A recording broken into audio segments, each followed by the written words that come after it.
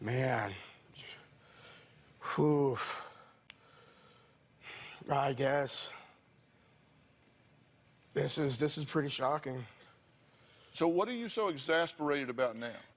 How differently? I mean, there's a lot more to this puzzle. I mean, I feel like I'm going to war with a butter knife right now. The situation that I came into. Let me focus on me for a minute. Yes, okay? sir. Here's what I believe your position is.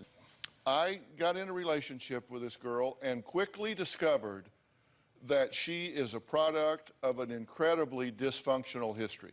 And as a result, my job as a fiance and her future husband and the father of our child is to protect her from all of these people that have exploited her and put her in harm's way and used her and abused her. And so, by God, I'm going to stand in the gap and protect her, and that's my job, and that's all I'm trying to do, and if you want to criticize me for it, then go ahead.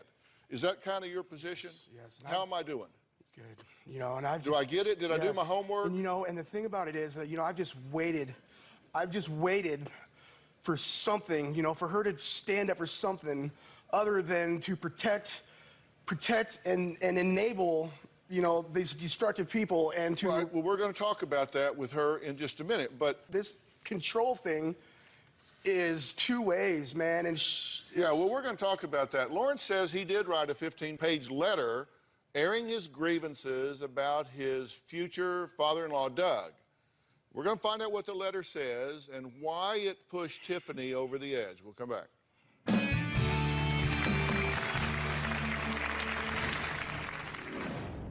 I wrote a letter to her grandma without Tiffany knowing, to let the family know what her father has been doing, who he is, how he has been hurting Tiffany. It was time for people to know what is going on in their lives.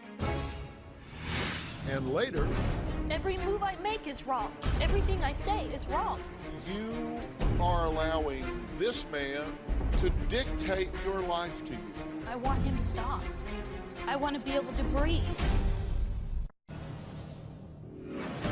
Lawrence wants her family completely out of her life. We've had a few arguments before. I've come close many times to jump in my truck, drive down there, and put a good beating on him. Well, that was Doug talking about his frustration with the way his future son-in-law treats his daughter.